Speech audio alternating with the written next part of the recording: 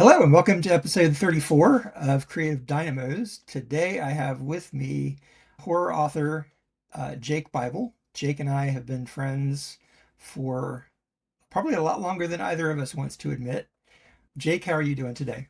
I am doing well, Scott. Thank you. Good, good. So, for our listeners, tell me a little bit about how you got started writing and how long you've been doing it. All right. Well, I started writing, like most writers way back in elementary school and then dabbled throughout my youth and then got away from it for a while. And it wasn't until about my mid 30s that I got back into it. And I'd say I've been professionally writing for almost 20 years now. I think 2006 or 2007 was when I sold my first short story. So I will say, yeah, probably about 19 years, right in there. I'm a Bram Stoker nominated novelist. I am currently the co-chair of the North Carolina Horror Writers Association chapter, and also pretty much the main story writer, main-ish story writer for the Dr. No Sleep podcast studios. So I write for a few of their different podcasts, mainly the scary horror stories by Dr. No Sleep. I've got about 65 novels under my belt, and to date, I think I'm at 250 short stories. Short stories, long fiction, also, novelettes and novellas. It all depends on what the assignment is and how many words I need to crank out. So, Right. yeah. So, tell me a little bit about your connection to the Dr. No Sleep podcast. How did you get started with that? That was something they had put out an ad on a freelancer site, just, put a post saying they needed experienced horror writer, someone who could write quickly Mhm. and grab the listeners, had an understanding of writing for audio. I've been podcasting since I started writing. I podcast my first novel, Dead Mech, so it's right in my wheelhouse. So I just applied and wrote them a couple stories. They liked them, and it went from there. That was May 2024. And since then, I would say I average probably 3 to 4 stories a week for them, just kind of depending on what they need. Sometimes upwards of 6 stories. You never know. Right. I've cranked out 10 stories for them, but half of those are short, really short, like microfiction, 500 words kind of thing. But it's crazy because I have kept a log of story ideas in my phone, in my notes app. I mean, since I think the oldest one I looked in there when I started writing new story ideas was 2010. So Mhm. I've got hundreds of ideas already there that I didn't ever think I would get to, or I thought maybe would be novels or whatever it would be. And I've been able to mine all of that to be able to, keep producing content for Dr. No Sleep. And it's a sweet gig. I like it. I really like it. I'm prolific, so it kind of works for me. Yeah. So you and I first connected back in the day through my love of podcast fiction. What made you decide way back then to start podcasting your stuff? It was it was the dawn of the iPod. I had just gotten an iPod, and because my role at work had kind of changed a little bit, so I was like, "Ooh, I'm not going to be chained to a phone, having to worry about answering that all the time and everything." I was doing a lot more inventory and ordering and management stuff. So I was like, "Hey, I'll get one of these newfangled things." And then you go down a rabbit hole back in, this was what, 2007. So right Mhm. when the iPhone came out, but the iPhone hadn't really exploded yet. It was still a new experiment, but the iPod was huge. So I was listening to podcasts and I was like, ooh, I want to find, fiction podcasts. And then I found podcast novels. There were only a handful then. That's one of those things. And I was listening to them, and some of them were excellent, some of them were not. Yes. So my brain was like, I bet I could do that. I've always been a great reader, and I mean that by reading out loud, narrating, old theater kid, so I can do a voice. And I was just like, I can do this. And I had just gotten a hand-me-down iMac, which had GarageBand on it. So I just went for it. I wanted to get it done. I also was pushing myself because I did what you should never do. I was writing as I was releasing episodes. So I literally had to write a chapter every 2 weeks in order to have it ready to record, edit, get out the next episode. And I was doing every other week was when I was releasing them because that's just what life could handle. But it worked out, and I built, a nice little fan base. I still talk to a lot of those fans to this day. I'm still in contact with them, even though I'm rarely on social media. I'll hop in every once in a while, or they'll reach out, or I'll reach out, whatever. I ended up with, well over 1 million downloads of my first novel, and it was all podcast for free, which was an interesting experiment. Mhm. I am all for free fiction. I'm not all for giving it all away. No, I a man's currently, got to eat. yeah, exactly. I currently am putting all of my stories for Dr. No Sleep into collections, and I'm releasing a couple of those stories split up each week on my Substack and giving it away for free. I don't charge for subscribers.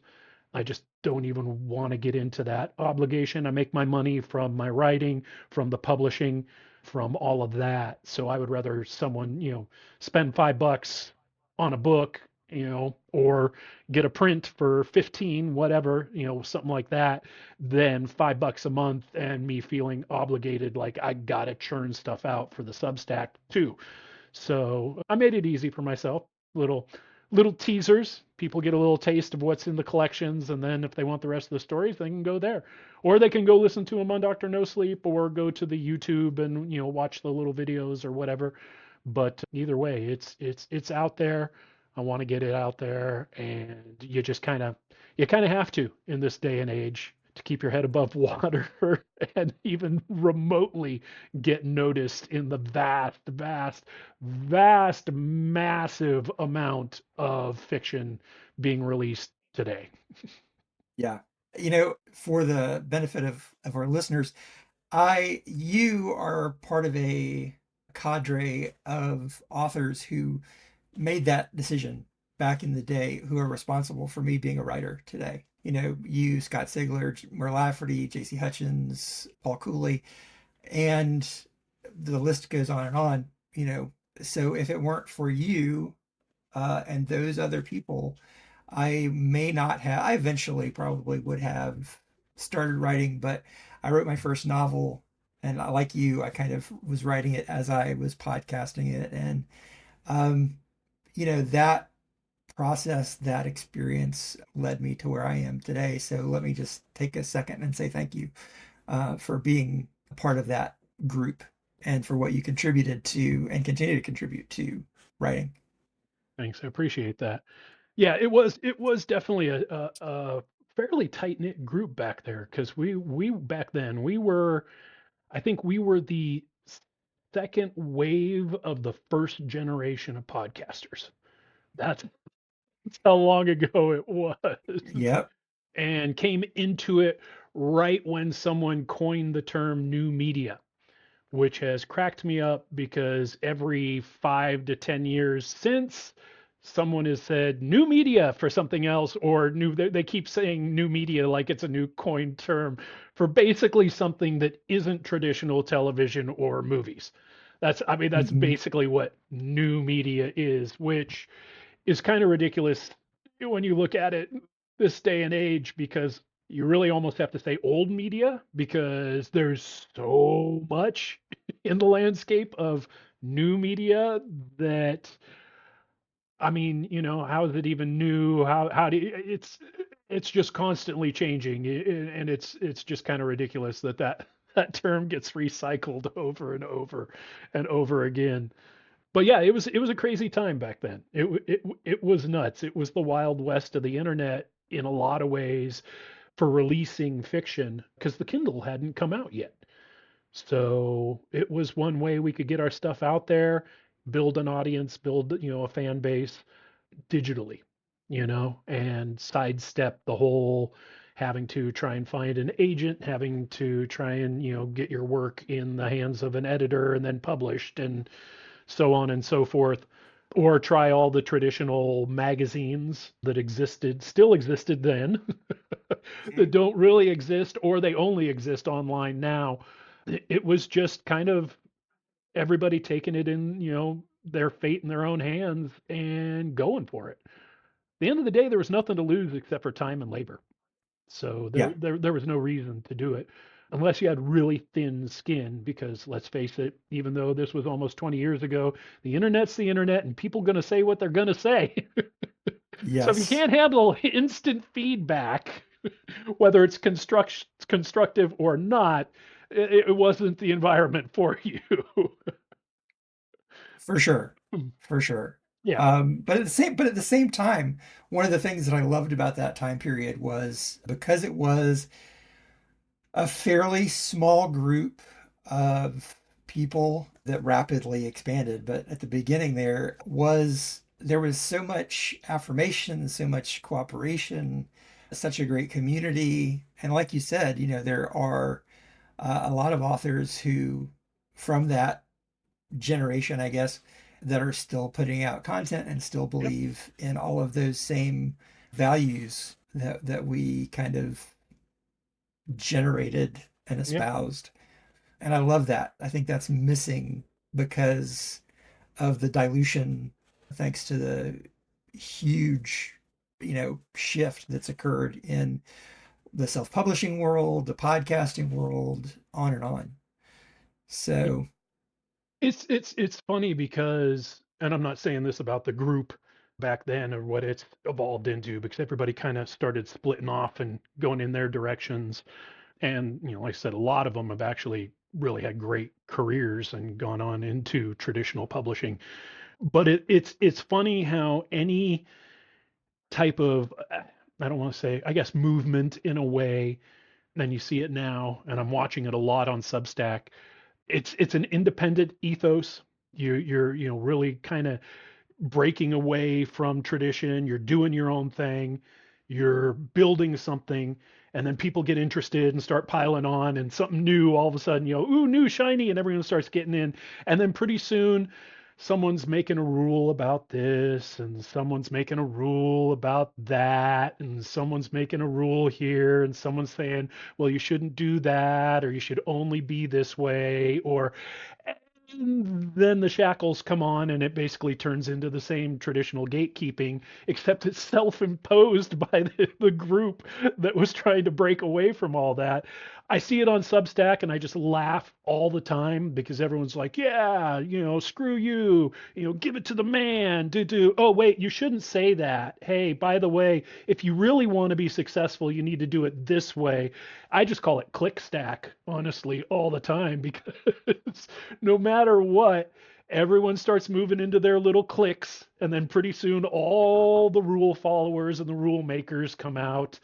And it's really funny watching those cycles over and over through the years, but still seeing some of the people that I've known for so long, stick to it. Just really like, two middle fingers in the air. This is what I'm going to do and how I'm going to do it. It's just, it's hard. It cracks me up. I think there's so much fear and insecurity that eventually the safety of shackles feels good mhm. psychologically and emotionally, and big movements, big ways, new ways of doing things, they end up diminishing themselves, and it's not a hit on anybody or anything. It's human nature. It's how we work. But like you said, you were talking about self-publishing. You watch it happen there. There was the initial Kindle came out and self-publishing, people were like, yeah, we're getting on that. We're going to make it. And then pretty soon the experts came out and said, you have to do it this way. And then the fan base behind the experts said, if you don't do it that way, you're not indie, and all of that. And now we look at it, and you look at, I mean, if you go to any Goodreads forum, it gets brutal in there. The cliquishness of how readers have gotten used to this type of attitude and be able to say, oh yeah, you're not really a insert genre writer because you don't do this, this, and this. Yeah. And it's just so funny. All this freedom we have, all this technology we have, all this ability to truly shake off anything that has held us back and diminished our work. Humans, we still group up and start group thinking and start attacking. And it's just now, I really honestly, it isn't a whole lot different being a writer now than it was then. It's just volume. That's all there. That's really all there is. You still are stumbling. You're still trying to figure it out. You still have to do all the work, Yes. unless you want to just do AI prompts and puke out an AI book. And hey, I'm not going to judge anyone who does that. I honestly don't give a shit because there are thousands upon thousands of self-published writers out there who don't use AI, and who, of those, a good percentage suck as writers. Not all of them, but just like any art form, you're going to have a vast majority that aren't very Yes. good at it. And that's, I mean, their competition anyway. Who cares about AI? Just because someone can now create 60 novels in a month and put it out there, no skin off my nose. I don't freaking care. I'm still doing my thing. I'm still writing. I'm still trying to get my stuff out there. There's still thousands and thousands of humans releasing stuff that I'm competing. You don't actually compete with other writers because it's not up to you. It's up to the reader. No. Completely out of your control anyway. But that's that's just it's one of those crazy things of how it doesn't matter. It doesn't matter how much we try to evolve, things just end up staying the same. If you look at the romantasy world right now, if Mhm. someone sniffs an AI cover, the pitchforks come out so fast. There's writers who have basically lost careers for no reason, but just because someone decided to go, "Hey, I think you used AI." And then Right. once it's out there, then everybody piles on. Whether they used AI or not doesn't matter. All All, it takes is the accusation. all it takes is the accusation, and then they go crazy. And it's in other genres too. I wrote military sci-fi for a long time until that market got so glutted that you couldn't do anything. And it was funny because military sci-fi back in the just print days, Bain Publishing dominated that. They really truly kind of created in a way that genre. And so their fan base had very specific ideas and rules and thoughts on what military sci-fi should be. And then came the indie writers and breaking that all up and going, no, we're going to go this way and do that. And then, of course, eventually, then the fan base and even the writers all started clicking together and going, no, military sci-fi has to be this way. Did it to themselves. And I got out of that genre, I think, probably about 10 novels too late. Mm. But it is. It's a trip being a writer back in the day, and it's a trip being a writer right now. And honestly, the struggles are the same, just mm, bigger, I guess, audience arena that you're dealing with. That's all it is. Yeah. One of the things that I appreciate about you and that whole spiel was a good example of it is like you're like I'm just going to do things my way. Yeah. Like I'm just going to be who I am and be consistent and you know what happens happens. Okay. And one of those things that really when I think of you, I think of the Drabble. Mm-hmm. Talk to me about the Drabble and why that is a form that you seem to have really glommed onto.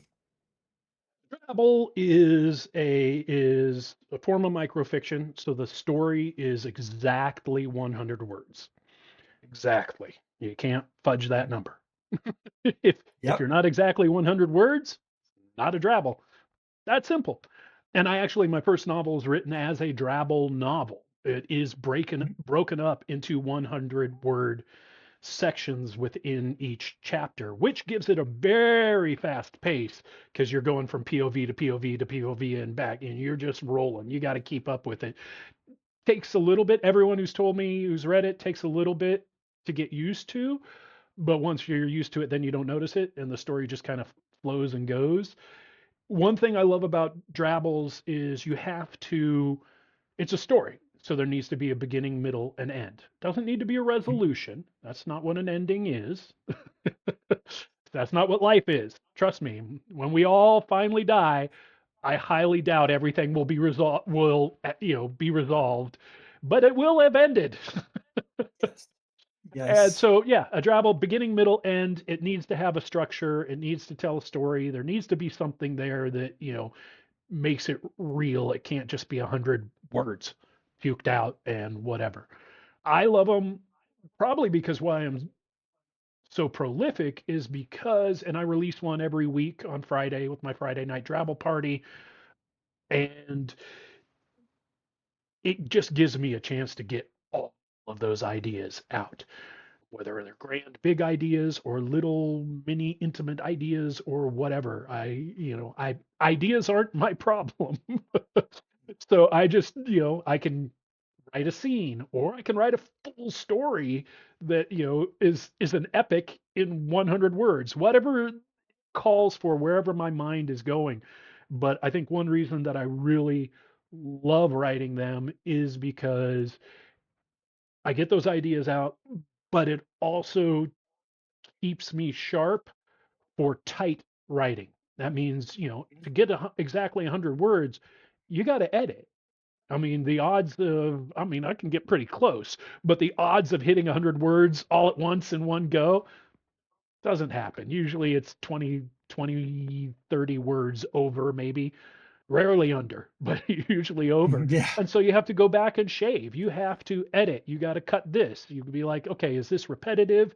You're getting rid of all the chaff, just getting rid of all that crap that doesn't need to be there, which is an excellent exercise and a little brain puzzle to do every single week. Keeps me sharp. It really, that's at the end of the day, it keeps me sharp. And when I write my longer fiction, I don't have to do a lot of editing because of that sharpness, because I've honed that skill and I know how to put the words out there that matter. And then I know how to go back and really slice out the stuff that doesn't. So yeah, I think as much as I enjoy sharing the stories and putting them out there, I think writing Drabbles is really more for me than anyone else. I'd keep writing them even without an audience. Yeah, I, I one of the things that I love about writing microfiction, whether it's a Drabble or flash fiction or whatever, is like you said, it really has trained my skill set to find the core of a story and yeah, and just, anything that's extraneous, you know, doesn't, doesn't make it past the cutting stage. And I've gotten to the point now where I can really produce a super clean first draft because that's just the way my brain works. It's not going to let me go too far off the beaten path. Um, so yeah, I really encourage people, writers, to like read flash fiction, write flash fiction. If you want to write something like a Drabble, do it, try it because it's a really great exercise. I just finished a story and submitted it for an anthology, and one of my beta readers, who's also a writer, was like, "Yeah, I could not have done, I could not have told the story you told because the max is 2,000 words on this call." He said, "I could not have written the story that you wrote in 1,700 words." yeah, Um, and I took that as a high compliment because, yeah, like if you can get in there and tell your story in as concise a way as you can manage, then you can write something bigger. You can write something with a larger word count if you need to, and it's it's only going to be that much richer, hopefully. But you're going to tell the story that you set out to tell, and it's a great way to train to write like action scenes, to write any kind of scene to just really get that core. Speaking of ideas, Mhm. and I'm not going to ask the dreaded "where do you get your ideas" questions because that's cliche. But you are somebody, when I think of like bonkers fiction, like just off the wall, off the beaten path, I think of your stories, particularly Little Dead Man comes to mind. A story about a conjoined twins, one of which is a zombie. Um, I have never read anything like that. I will never read anything like that because I don't think anything like that exists. It's so Jake Bible, you know. So my question isn't where you get those ideas, but I'm curious if there are any ideas that you've had that you're just like, this is too much even for me. Short answer, no. If I think of it, then it's not too much for me because my brain came up with it. So obviously Mhm. there's something there. No, I don't. I mean, I'll say I'm not a splatterpunk writer, so I don't go like way out there into the crazy gore and stuff. I will get gory and I will get violent, definitely. But I don't think there's any idea I've thought up that isn't viable somehow. Or I may have, and then just my brain tossed it aside, went, well, that's weird. No, that wouldn't work. And then, but that's just how ideation works. You're going through variations in your head of, ooh, what if I did this? What if I did this? What if, could this be done? Ooh, could I do this in a new way? But I've never had any idea where I backed away from it and went, that's too much even for me, just because I think that's just kind of who I am. If it's a crazy idea and I think it can work and I can craft it into a story, then I'm gonna use it because, like I said, volume. There's thousands and thousands and thousands of writers out there. So if it's a crazy idea and I can make it work and it gets attention, then great. That's awesome. I don't tend to do anything really controversial. I don't. Well, What? well, What? I mean, What? What I, could what I you enlighten me here? Well, I don't I think that depends like there's always going to be it's always going to be controversial to someone. Yeah, Like, that's their problem though. So I'm not right, doing anything right. controversial. If they're interpreting it as controversial, that's their neuroses, not mine. So that's the whole thing. Mhm. That's like it's the internet. Oh, someone is offended, therefore that means you said something offensive. No, that's not how logic works. And that's not how reality works. Just because you're offended doesn't mean I said something offensive. It means you got offended. That's your problem, not mine. Mhm. So honestly, I don't, because I don't get super political. There's some of my politics in some of my work. I mean, you have to put yourself into your work, but I don't like, I mean, one of my favorite things, and I've told this story over the years plenty of times, my novel Zeburbia, which, kind of a satirical take on zombie apocalypse, but in a subdivision where an HOA rules with an iron fist.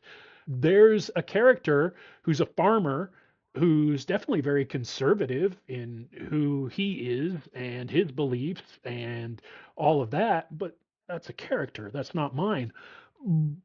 But I got a review of someone going, this guy is obviously a right-wing nut job who in one hand has his Smith and Wesson and the other hand has his Bible, which I of course thought was really funny considering my name. Yeah. He's trying to proselytize his religious agenda, just went on and on about how I was this right-wing nut, really, and all because one character in that book, one out of dozens of characters, there's a lot of characters in Zeburbia, one character expressed his conservative opinions, which I don't know if you know this, but that happens in life. Yeah, 100%. because the book was not pure, I got this one Mm. star rating and someone ranting and going off. They don't know is I'm progressive to a point that makes progressives go, really? You know, it's like, so to even, it made me laugh so hard, mainly because, well, I did a great job with that character, didn't I? Yes. Because it was so Yes. far from my own belief system And that I it think, was like worked out. and Yeah. my takeaway from all that is like, don't self-edit, don't limit yourself, push push your own internal envelope when you're creating, Yeah. and don't pull any punches just because you think you're Yeah. going to offend someone or yeah. Yes. Someone will be offended by what you write. Welcome to the digital age. It doesn't matter. Well, You can write well, cozy mysteries about a nice old lady who, drinks a lot of tea and walks her, terrier around and all of that, and someone's going to get offended over the flavor of tea and will go yes. on a 16-page rant on some website about it. So The ignore the world, write your words.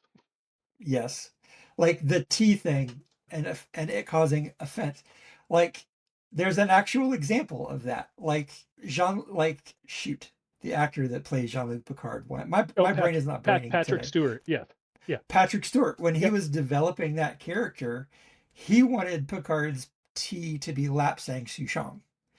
But the network was like, nobody's gonna know what that is. So it has to be Earl Grey tea. So like it's silly because yeah, after the first season, everybody would know what that is. Yeah. And it's hilarious that the network was like, this tea thing is too much. So it's a little example, but it's like that's a real thing. And you just need to like be allowed to follow your creative instincts. And that's one of the things that I love about being an indie is like no publisher is going to tell me is going to stop me from getting my stuff out there. And if I do send something to a publisher and they're like, this story's not for us, then I don't have to hide my story in under a bushel basket. I have the freedom to put it out myself Yeah. and do what I want to do. Um, you've moved from writing novels as your primary focus, I think, Hmm.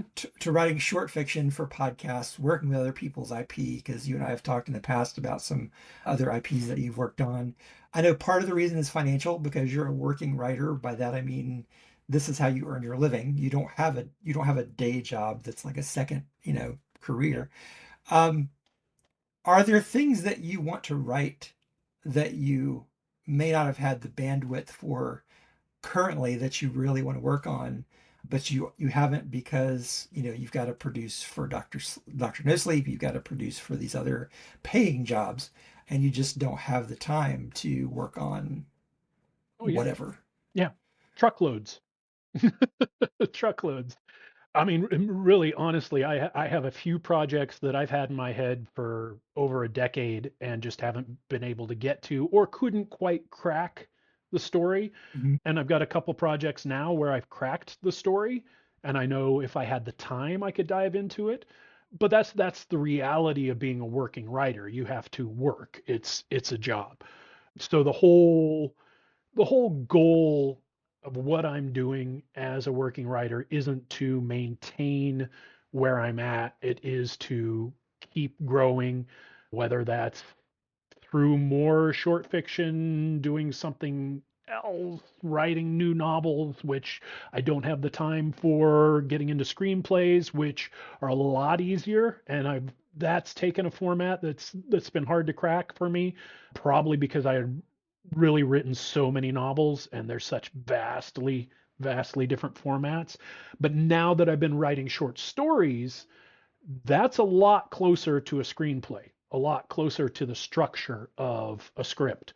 And so I think I'm able to crack that a little easier. And I've started writing some screenplays that I've had ideas for in the past. And because I have so much IP now with all of those, all the short fiction I put out there, which I own the copyright to, I still own all of that. I got a lot of stuff I can adapt. So it's not just like passion projects or things I've been thinking about for a while. I've got a gold mine of things that I could stretch into a TV series or a screenplay or into comic books, graphic novels, things like that, webtoons, which are out there. There's so much and so many different directions. And I've just never been someone who sits there and just kind of like, I, I refuse to be pigeonholed, therefore I refuse to pigeonhole myself.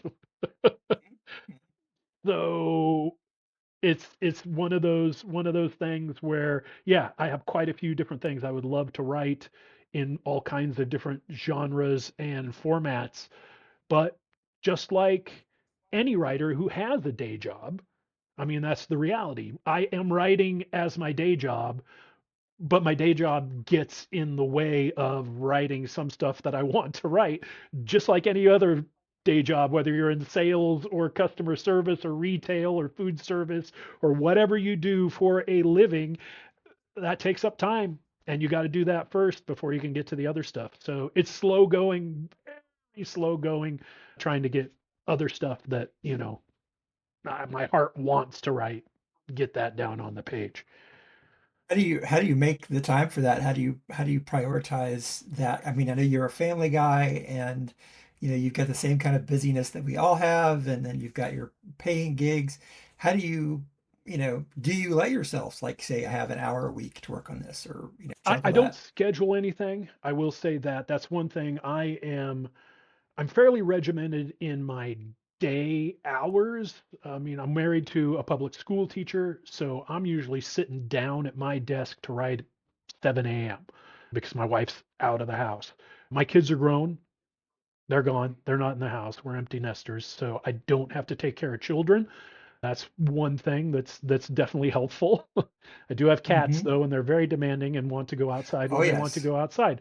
But, so I don't schedule something, but I take advantage of the time when I have it, which that is easier for me because if I finish a story like yesterday, I finished a how many 5,500 word story, started it in the morning, finished it by lunchtime, ate lunch, did a few errands, did some stuff around the house, went back, edited it because I let it marinate and just sit for a while and send it off. And then I had some time and I went over the script that I'm writing and added a couple scenes and I had time for that. So I just take advantage of the time when I have it. Also, I mean, to be honest, a lot of 7 day weeks. I'm writing through the weekend too, just to get stuff done. I did that this last weekend. I worked on the screenplay this last weekend, trying to add some more scenes and get some more in there and get more words on the page. And that's really you just take the opportunity when you have it. I also give myself a lot of grace. I love Stephen King, thinks he's an amazing writer. I think one of the most harmful things he's done to writers is put in his book on writing, write every day. That is one of the worst things you can tell a writer, especially a new writer. Think about it, do whatever you do, but I watch people on notes on Substack just lose their shit because, oh, I wasn't able to write the past 2 days. Oh, woe is me, woe is me. And it's like, so what? There's no rule. There are no rules to writing. There's advice. That's it. There are no rules. And if anyone wants to be pedantic and go, oh, yeah, there's grammatical rules. No. If you're in the English language, no, there is not. Our language is a free for all, chaotic shit show of words. It makes no sense. None of the rules, not a single English language rule, can be adhered to perfectly. We break those rules all the time. So, no, there are no rules to writing. Don't, again, shackle yourself. It's Hmm. hard enough. Now, a lot of great advice Stephen King's given in his book on writing. There's a lot of good stuff in there, but I always will take issue with the write every day because not everyone can do that. That's not how Or everyone's should. brains work or should. He does. That's great. But let's also look at his life. He's in recovery and has been for decades. So there's an addictive personality telling you to do something daily perpetually. Know your source, folks. Understand they're a human being, not a god, and they are as flawed as you are. And it doesn't matter that he has bajillions of dollars. It makes no difference. He's still a crazy writer, just like we all are, honestly. You know, I love what you said. You know, like there are no rules. There is just advice. And I always, whenever I put something out there, I always make sure to say, you know, this is advice. It doesn't work for everybody. It's worked for me, you know. And I think that's the thing you have to, even with, and I'm like, part of me is like, well, you know, why listen to me anyway? Because I'm not, you know, making $1 million this thing. But I have learned what works for me, and maybe it'll work for you. Maybe it'll work for you even better than it works for me, but maybe it won't, and that's okay. Yeah. Um, I I s- I struggle with writing consistently. I don't, you know, I don't write every day, and I don't try to make myself write every day, but I do try to write regularly, whatever that means, because I want to. I've like you, I've got so many ideas, and I want to get them on the page somehow. And so, but I don't. But like you, like I allow myself some grace. I have chronic illness. I have, you know, family, day job, all that stuff. If I fail, quote unquote, um, then that's okay. I let myself have that grace of, you know, there's always tomorrow. There's always the next thing. So yeah, beating yourself up about it is not gonna, and the woe is me thing. Oh Jesus, you know, Yeah. okay, like, but I'm gonna commiserate with you. But at the same time, if that's all you're like, if that's all you're putting out there, then I don't have time for that. Yeah. So what I would say everything that you've written that I am aware of kind of fits somewhere in the horror genre. What is it about the horror genre for you that makes you love it so much? Probably that it was my first love as a young child, like 8 or 9 or whatever, when I discovered Poe and realized that there are stories in books that are just nuts. It's that are scary, that are macabre, that are, whatever. So I've just always gravitated towards that. Also, my birthday is October 27th. I'm a Halloween baby. So, I mean, when you think about it, I'm 4 days old and or even not, I mean, born. And even though I know, infants can't focus very far, the world around me was dressed for horror. There were Yep. spooks and goblins and witches and images of things and all sorts of stuff all over. And then year after year, of course, since I was so close to Halloween, the majority of my birthday parties were Halloween themed. I would just always have, that excitement you get around your birthday happened to coincide with Halloween. So I'm celebrating me at the same time the world is celebrating horror. So I think it's just kind of there. It's just part of my DNA. It's part of who I am. It's part of my makeup, my initial imprinting on life, if you will. And it's just if you want to talk about no rules, it's a genre where there are no rules. None. Zero rules. You cannot throw horror in a box. You can't even take some of the old tropes. I mean, how many versions of vampires are there? Yeah. Mhm. How many versions of werewolves? How many versions of mummies? How many, all the tropes that are out there? How many versions? 500 trillion versions. So, Yep. there are no rules. It also happens to be one of those rare fandoms and readers who don't give you shit because you break the rules or you don't establish rules. They're along for the ride. It's one of the best fandoms out there because it's literally one of the least judgmental because it's made up of a bunch of people who have the same philosophy. I want to be scared. I want to have fun. I want to be entertained. I want to see something weird and creepy and ghouly. And I want to have cozy horror, or I want to have extreme splatterpunk horror, or want to have this or whatever. And no one gives each other crap over it. Everyone just celebrates it, loves it, and enjoys a genre that has no rules because they don't want any rules put on them either. It's a very outsider fandom from that point of view. And so, that's I think that's one reason that I've always gravitated towards horror is because it's just part of my base personality. It, the ethos of it has zero shackles whatsoever, and the fans are honestly pretty kind and groovy, and they just love it when you execute, when you literally give them something that feeds that horror need. They're grateful. They're happy. It's probably the Hmm. happiest, nicest fandom out there, and it's horror, which is And that's the great. what like that's the wildest thing for me. Like Yeah. I tell people all the time who aren't horror fans necessarily. Like my wife loves horror movies, but she's not like she's got her own, tastes like every other horror fan.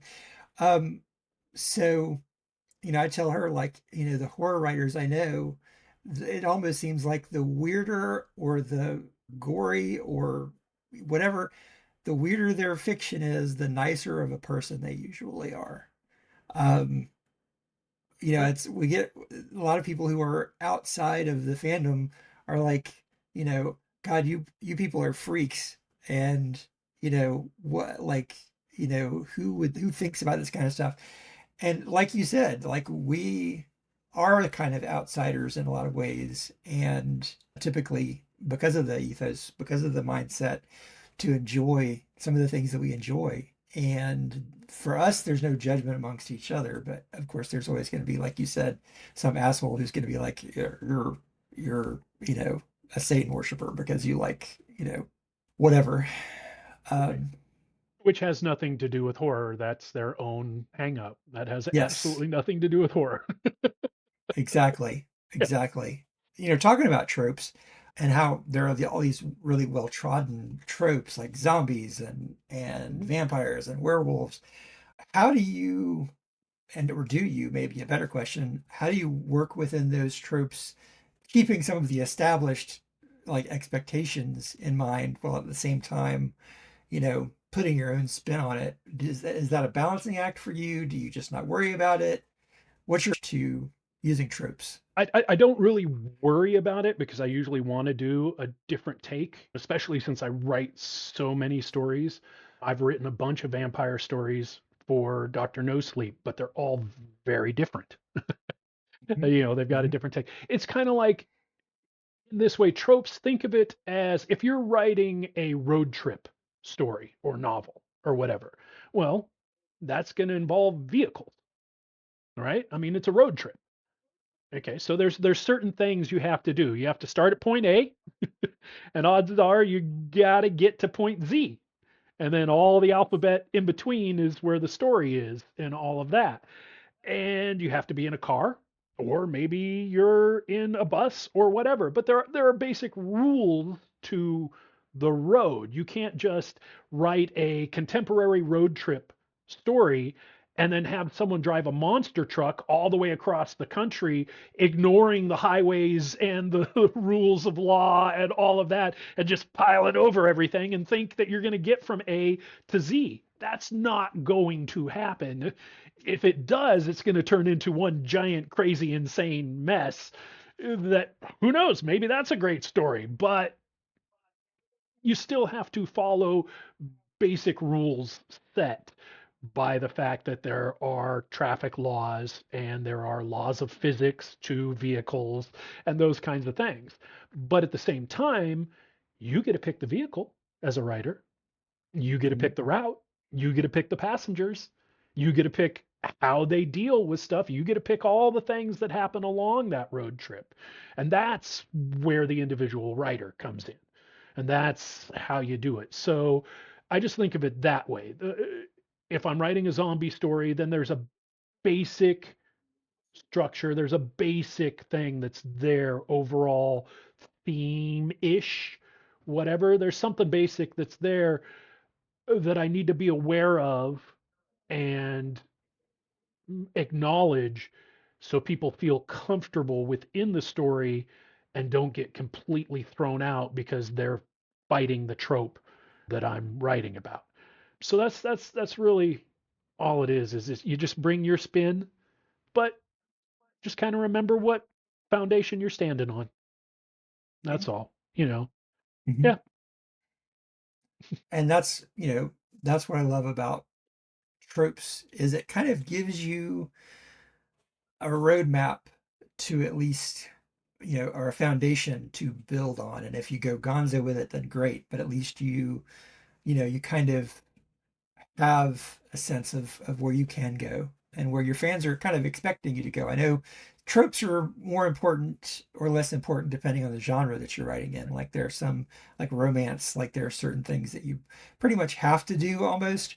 Even then you can step outside the lines to a degree. To a degree, and it is, goes back to one reason I write horror is also because you just don't have those rules. I wrote a lit RPG novel. Thought that would be fun. Kind of, it was semi-satirical. Talk about rules because it's lit RPG, it's role-playing games, so the whole base of it is based off of rule sets and everything. Mhm. You don't, if you don't execute a lit RPG novel right, holy crap. I mean, it did well the first like week, and then people piled on and were like, this isn't traditionally lit, this isn't a blah, blah, blah, and this isn't, and just tore it apart bit by bit because it didn't fit in their mold of what a lit RPG should be. Romance, you're talking about, I mean, talk about rules, Regency romance right there. They're rules. The adaptation of Bridgerton on Netflix has broken a lot of rules, especially just in the casting and in a lot of things they do. But they had to adapt it for television. But if you were to like if Julia Quinn was to totally completely break the rules of Regency romance that were established before her and will still be established after she's gone, she'd have fans that would stick with her, yes, but she would also have the pitchforks be coming out hardcore. And that's just, I just find that a bummer. I really do. Mm. And I think it's, why I play in horror because I can take tropes, mess with them all I want. And I don't want to say no one, but very few people are going to give me shit about it. They're going Yeah. to go, as long as it's a good story. That's the other thing that I love about horror is it's about story and character. It's about theme. Rarely is it about the scares. The scares are just kind of the part of the engine that drives it, but it really is it's character based. If you don't nail those characters and you don't have a good story with story logic, then I'll say that's one thing about playing with tropes is if you do twist the trope around, that's fine, but your story still needs story logic. So just because you're twisting it doesn't mean you can go off the rails and do anything. There still has to be some logic to the story because you need people to be able to follow it and know what's going Yeah. on. So that's kind of the key is character, story logic. If you nail all that, people will be okay with you. Yeah. That's really what it comes down to. Yeah. Well, and I think part of the reason I also like horror is because I think horror, comedy, and maybe um like romance or erotica, like these are all genres that play with people's emotions. And I think as long as you get the emotional core right that's appropriate to the genre, you can go as far outside the lines as you want because they're less about any particular trope or storytelling tool or whatever, and more just about eliciting that particular, whether it's a laugh or a scare or you know sexual charge. As long as you're eliciting that response, then I think that's they're not going to worry as much about like the details of the rest of it. Yeah. Um, so, and it just horror as a genre just marries so well to other genres of fiction. So, Yeah. well, Jake, I want to thank you for your time. We're coming up on the hour mark, and I want to let you get back to your day. But let people know where they can find you, and if you've got anything coming up that you'd like to let us know about, do that as well. Yeah, main place, jakebible.com. I'm not really on the social media much. You can find me on Facebook, but I'm rarely on there. So really, jakebible.com. You can also go to my Substack, jakebible.substack.com, which is really my newsletter and how I put out, stuff to all my fans over the years. They've followed me along. You can get free fiction there every Wednesday. I serialize some of the stories that I do. You can get a free Drabble every Friday, and it's free. It's not a paid subscription. So head over there. My latest release is the third volume of my story collections. It's Under the Shroud, which is 10 more No Sleep Stories, Volume 3. And so that's the third collection. I'll be probably putting out a collection a month just because I have so much to mine. And it also keeps that happy little Amazon algorithm going when you keep Yes. putting stuff out there.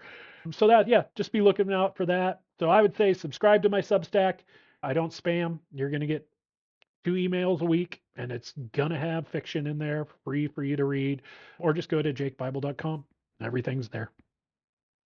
Awesome. Well, thank you so much for your time. Hey, thanks for having me. I appreciate it, Scott.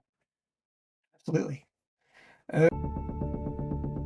Are you ready to step into a world of government conspiracies and genetic experimentation? From author Mark Burton comes Aroughcoune, a horror and science fiction thriller set in the heart of Western Pennsylvania.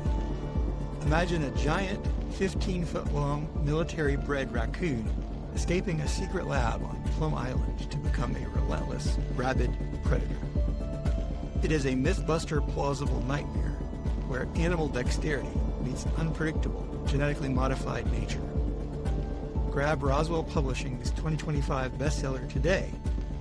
Aroughcoune is available wherever books are sold, including Amazon, bookshop.org, and Waterstones.